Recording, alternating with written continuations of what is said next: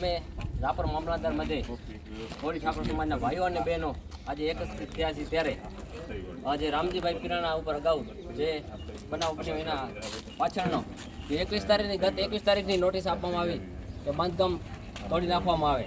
ખરેખર ટૂંક સમયમાં આપેલ નોટિસ છે. આ નોટિસ અમે કોળી ઠાકોર સમાજ વખોડીએ છીએ.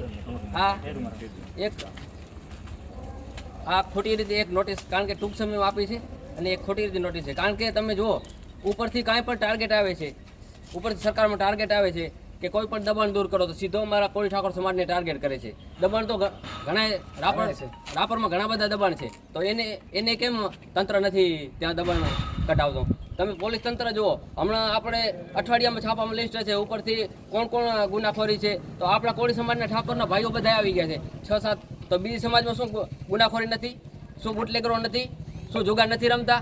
શું હથિયાર, કોઈ પણ હથિયારનું પકડવાનું આવે, એલસીબી હોય કે પોલીસ તંત્ર હોય, સીધો આપણી કોળી સમાજને ટાર્ગેટ કરે છે. તો મિત્રો અમે અમે સાખી નહીં લઈએ, કારણ કે સ્થાનિક સત્તાતંત્રો જે નગરપાલિકા છે, મામલતદાર છે કે પોલીસ તંત્ર છે, આ બધું સંયુક્ત મળીને અમે સાખી લેવાના નથી. કારણ કે અમને કોઈ પણ આ રીતે અમારી સમાજને વારંવાર કોઈ પણ ઘટના આવી બહાર લાવતી હોય છે, તો બીજી સમાજમાં પણ ઘણી બધી આવી હોય છે. તો એ કેમ?